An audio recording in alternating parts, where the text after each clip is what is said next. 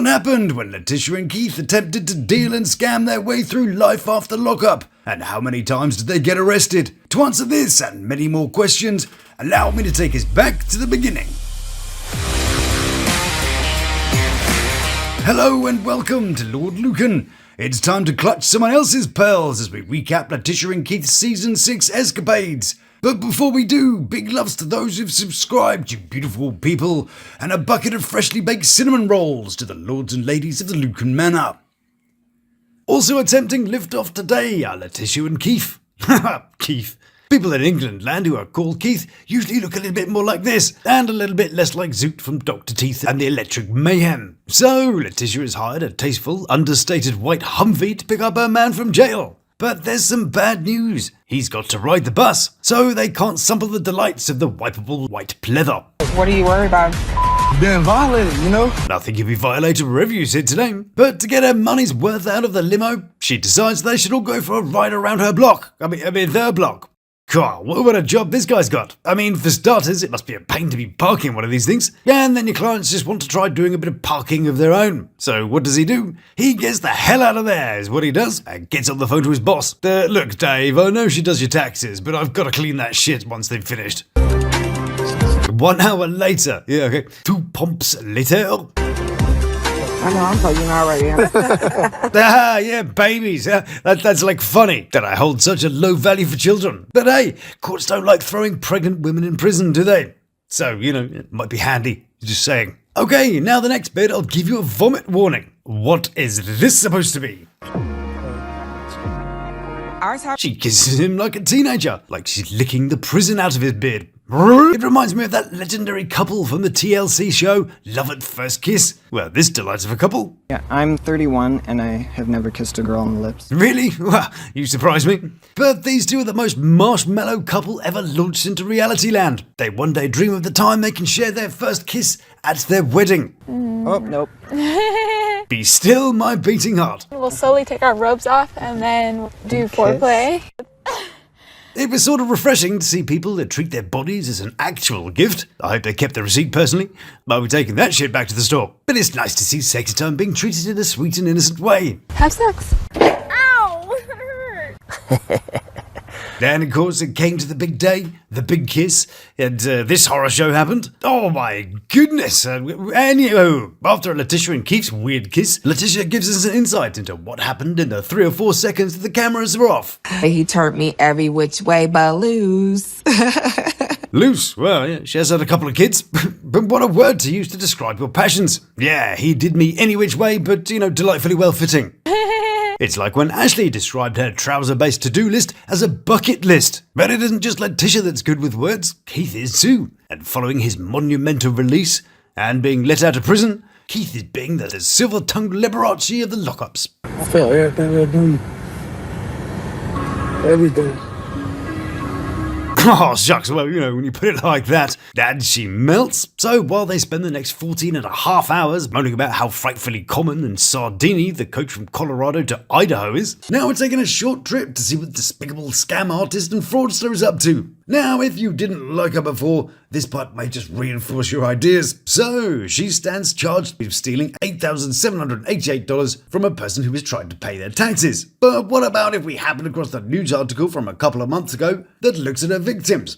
A Quad City single mother says she trusted the wrong person during one of the worst times in her life. Now, here is the daughter in question, Talida. She has a rare form of terminal cancer, has multiple surgeries, and is now fed through a tube. Single mother, Colleen Miller, runs her own business, legit business, I might add, to try and look after herself and her dying child.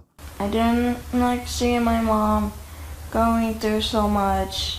She entrusted Latisha to pay the money she needed to the IRS, but instead she pocketed the money herself. So when Colleen was faced with crazy late charges, she figured it all out and tried to sue Latisha for $10,000. Fed up, Colleen sued for about $11,000 in small claims court. Latisha has now countersued for $750,000, claiming damages to her reputation. Collier countersued for $750,000, claiming Colleen had defamed her. Her reputation. Oh, okay, anyway. So not only did she rip these people off, which caused them extra debt, But she's also suing them for $750,000 in revenge. So you see this piece of shit here? I sure hope she sees this part. No matter how much this cancer fights me, I'm gonna keep fighting back to be with my mom. Back to Scammer of the Year and terminally ill child suing fraudster, Leticia. Now, I wasn't even going to bother talking about her again, unless I needed to report that she'd been thrown somewhere cold and unfriendly. And I'm not talking about Coraline's underwear, but I thought it might be worth watching her ruin another child's life. She's in the kitchen with one of her own daughters who's excited to see her dad come home. Well, it's not really her dad. Keith has 3 other kids from other relationships. I'm super excited for my dad to come home. Oh God, she's not been told at all, has she? Leticia has left this poor child believe their father is coming home and has totally forgotten to mention that he's not really even slightly related to her. And then I just melted when she said, So he's like her stepdad or something? Yeah. And he's my real dad. and yes, maybe she should have realised that Keith's been away for 11 years and she's only 7 years old. But you wouldn't think that if you're 7. You've got these things who are adults and they're supposed to be trusted to make you not feel bad. He's not your biological dad, but yeah, he is the man that takes care of you and loves you dearly. He's not my biological dad. And it's not even like she told her in a compassionate and sensitive way. She was like, yeah, so your dad's not your real dad. He's just some guy I fancy from the interwebs. Could you pass the flower, please? I thought he was my biological dad. Not your biological dad. Yeah, don't worry about talking her through the ideas and answering any questions she might have. You just keep making that cake, which incidentally contains vanilla abstract. The vanilla abstract. A very postmodern cake you must be making there. So that was it. That was the whole explanation that child got. Sorry he's not your dad. Good job. Baking a cake, though, looked like raising a child. If you get the ingredients right in the beginning, it'll save you the troubles at the end. And some people are as good at baking as they are at raising children. Oh my God, I'm messing up this whole recipe. Off to Davenport to see what the scamming, lying, fraudulent, soon-to-be incarcerated woman is up to.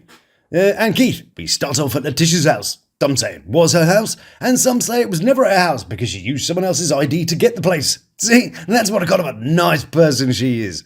Sues families of terminally ill children because they dented her ego and lives in houses rented under other people's names. And then she doesn't even pay the rent on it. All of which was in court this month. Here she is having a lovely time on the way to court. On the way to court, jamming. United Front, bitch we an onion. Union. I'm his wife, his baby. He gone ride for me every time. Hashtag stiletto wearing felon. Well, I'd hold on to your fun bags for just one moment. Hashtag stiletto wearing felon. I mean, even by glamorizing the fact you've broken the law, you're kind of advertising your guilt, aren't you? It's like that Millsy song, I sell drugs. Yeah, that went well. Or Young Thug's song saying, I unalived a guy in front of his mum. Yeah, good job. Fun fact though, in American land, you now have the RAP Act, or Restoring Artistic Protection Act, which says that you can say whatever you like and no one can hold you accountable. So, if the late O.J. Simpson made a song called Stab My Bitch Up, then that'll be totally fine. He's just being creative. Hold on. Anywho, the judge in this case isn't very happy that he wasn't invited to the Stiletto Gang, and he's going to try her as a habitual offender, which means the maximum sentence has gone up between 10 and 15 years. If found guilty of either charge, the habitual offender enhancement will require to spend a minimum of 3 years in prison before being eligible for parole. So, you see this smile? And you see your exuberance with luxuries like limos paid for with somebody else's money? Yeah, good luck with that court case. I wonder if Keith will be there waiting for you, or whether the mystery Stephanie will be there to soothe his little woes. They don't look like your mother niece. One of the things I do hate, though, is how Lawd is trying to portray them as a lovely, normal, innocent family. It's like the Brady Bunch. Everybody came together, man, so it's good. When we know he likes to fill his pockets by poisoning the streets, and she loves to steal money from hard-working people. Don't try and tell us that these people are in some way relatable and somehow a model of ideal lifestyles. The couple are also trying to get custody of Keith's kids, but they need to convince the DCFS that they are good law-abiding people. DCFS. Hold on, we gotta get married first. Oh. After we get married, DCFS.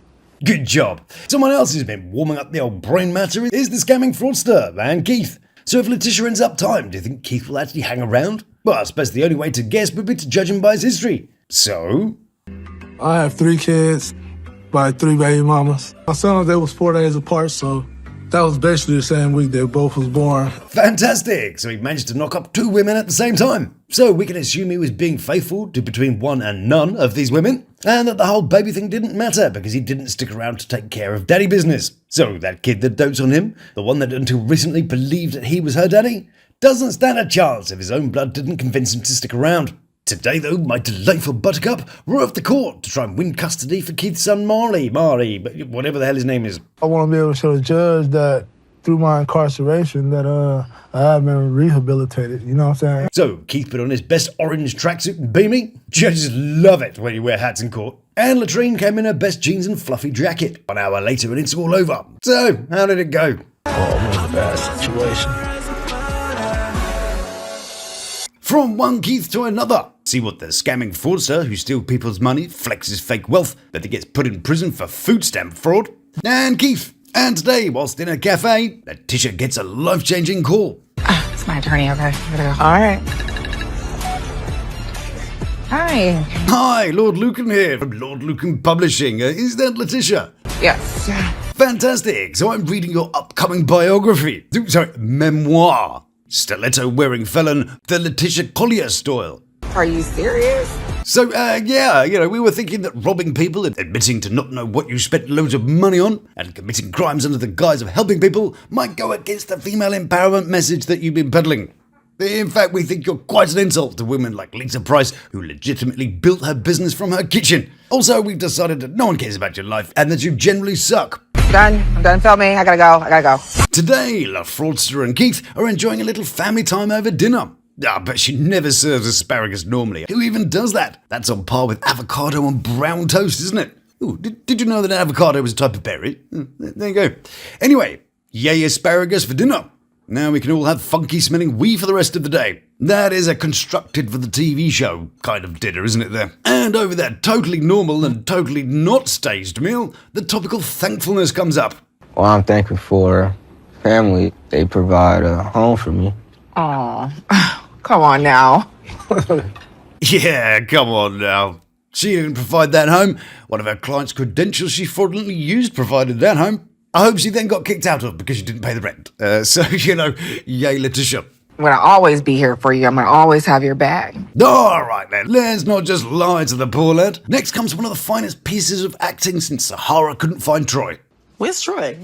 Yes, you may have witnessed the enigmatic performance of such actresses as Octavia Spencer in that film where she made a poo pie. You may have been in awe at the wonder that is Zendaya, or the countless other amazing actresses. Aside from Gal Gadot, she's awful, isn't she? She's terrible. So hold on to your acting pants as we behold this performance. Cool. What's all right? Oh, God. And the award for Best Crying Scene in Reality TV Show goes to Amber Heard. My dog stepped on a bee. We went to the vet. Oh, better luck next year, scammer. Let's hope her performance of someone not going to prison is a bit better than that one. She has 2 choices currently. She could either take the plea deal or she could take it to trial. If she loses, though, she'd be looking at more time. The fact that judges treating her as a habitual offender is adding time already. Speaking of habitual offender, coming soon on my herb and spice labels, Lawd Lukan's Habitual Offender Collection. Yes, indeed, you can wow your friends with your delightful sense of humour with my range of super fun labels. All I need is a supplier in the US to give me a reasonable price. We're nearly there. But anyway, she does seem to be embracing the idea that those stilettos might not walk back out the courtroom. If I take it to trial and I lose, then I'm looking at, quite some time. We could look at similar cases to get an idea of what she might get, like Linda Taylor here, who claimed to be both Asian and Jewish. She repeatedly committed identity theft and welfare fraud. Similar to Leticia. She had kids, similar to Leticia, but she may or may not committed a bit of kidnap bigamy and a spot of unaliving someone. For the fraudy bit, she got 3 to 7 years in Dwight Correctional Centre, but there wasn't any concrete evidence for the sort of kidnappy murdery bit. It's actually a really interesting story and a book called The Queen. But what about our present case? What do you think? Does she deserve prison time? What would you do if you're the judge? Is 2 to 3 years a reasonable guess? Well, Leticia is concerned about her daughter. If only there was someone who she could gaslight into being her father, so her ex doesn't take custody. Unless somebody fought for her, you know. You're her father. You've been there since she was 3 years old. Oh, well, there's that bar for fatherhood, taking another huge step downwards there, isn't it? I think the only person who believes this man is some kind of father is the poor old little person. And bless her. But will Keith be convinced to stick around?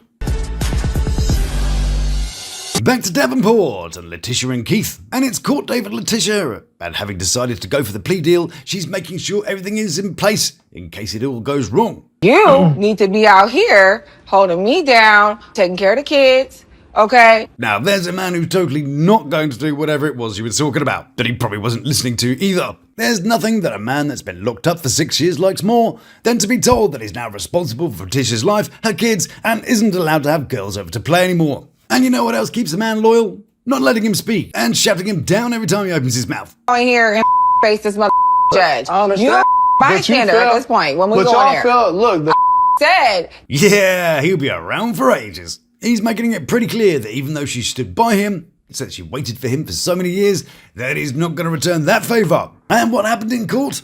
Well, she got away with it. The judge accepted her plea, which ruled out prison time. I didn't really beat the case, but I beat going to prison, okay? So I'm ready to have babies. And we have to wait to see what the consequences are. Pretty much nothing, in my mind. She was practicing without a license or proper training before, so why would she not go back to doing it again? Well, at least she's got a man that loves her dearly, right?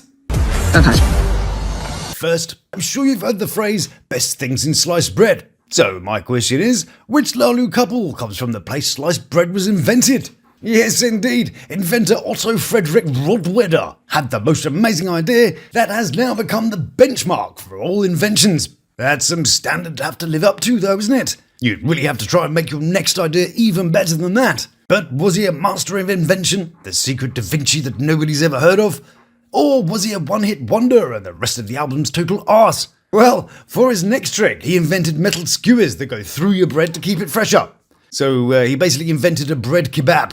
Well, that's the problem with having your best idea first, though, isn't it? The rest of your ideas are rubbish in comparison. Also imagine that the phrase, best things in sliced bread, has been around since the 1930s. So for the last 95 years, we've not thought of anything better than how to make a sandwich less labour-intensive. Now, you'd think that because this invention led to the rise in toaster sales, he could be responsible for the marvel that is toast. No, those cheeky Egyptians invented that. And it wasn't until much later, until a Scottish guy decided toast should be much more hazardous to your health. In 1893, Alan McMaster invented the first electric toaster. However, no one invented a toaster that didn't burst into flames until 1905. So for 12 years, people were taking their lives into their own hands every morning just for a taste of the warm, buttery goodness. So if people have been doing toast and bread for over 4,000 years, and it wasn't until Otto van Winkle said, how about we slice it, that everyone went, oh, yeah, well, why did we think of that? What the hell have humans been doing for the last few thousand years? Not inventing a simple fucking slicing machine is what they've not been doing. No wonder we didn't have the flying cars yet. We've had a bunch of idiots inventing stuff. Anyway, yes, so the answer was Davenport. Yes, of course, which brings us over to Leticia, who, when we last saw her, was learning that he's just not that into her. You don't remember even asking me to marry you? What the did you want? Oh dear, imagine ripping off people for thousands, spending a load of it on him and he doesn't give a shit. Not even a little bit. Now we join him in the car as he's turning over the relationship in his head. Why don't you want to do the vow renewal? Like me, Leticia, you've done, I don't know, something different with your hair. And it's here where he makes it quite clear that he's not the kind of guy to just do and say what he's told. You know, not like Troy or Millsy. I'm not the type of person to be what people want me to be. So if you're looking for a person to say this and say that, you got to go find them somewhere else. In other news, Latisha and Keith ended up renewing their vows. And then she got arrested again, so we'll see what happens with that, shall we? So, if you like what I do, then please do like, subscribe, and check out one of these little beauties. So, until we meet again, stay beautiful, love to my three, and you take care of yourself. Please subscribe now for our play. Thank you.